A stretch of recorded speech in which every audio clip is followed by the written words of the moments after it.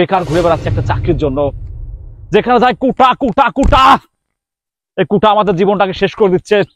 জানো বাবা, আজ আমি অনেক খুশি তোমার চাকরি হয়েছে বলে। হ্যাঁ বাবা, তুমি মুক্তিযোদ্ধা ছিলে বলে সেই কোঠার জোরে আজ আমার চাকরি হয়েছে। নাদিম, এই বাংলাদেশে মনে হয় আমাদের চাকরি হবে না রে দোস্ত। কত ইন্টারভিউ দিচ্ছি, কিছু হচ্ছে না। চাকরি হচ্ছে কাদের? যাদের কোটা আছে, যাদের বাপ দাদার টাকা আছে, তাদের হচ্ছে। আসলে আমরা বাংলাদেশে মনে হয় ধানের মধ্যে যেমন চিটা থাকে না, ওরকম চিটা মনে হয়।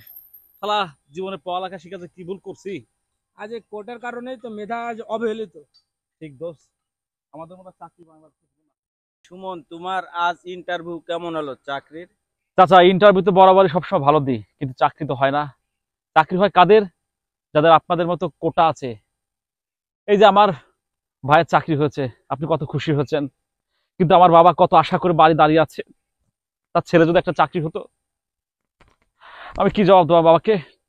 আর বাবা তো আপনার মতো মুক্তিযোদ্ধা করতে পারেনি, তাই বলে কি আমাদের চাকরি হবে না? আহ আপনার ছেলের কথা চিন্তা করেন, ও তো ঠিক মতো পরীক্ষায় পাশই করতে পারতো না।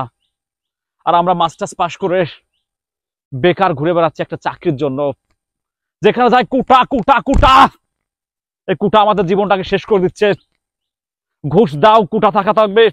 তাহলে আমরা এই মেধাবী ছাত্রগুলো, তাহলে আমরা কি পচে গলে মরে যাব? আমাদের কি গলায় দড়ি দিয়ে মরা? চাচা আপনি বলেন, চাচা আপনি তো একজন দেশ স্বাধীন করেছেন, দেশের জন্য এত কিছু করেছেন, আপনার বিবেক কি বলে? চাচা আপনি বলুন, আপনি বলুন চাচা, আপনার বিবেক কি বলে? থাক বাবা, মন খারাপ করিস না। আমরা দেশ স্বাধীন করেছি মানুষের জন্য, দেশের মানুষের জন্য।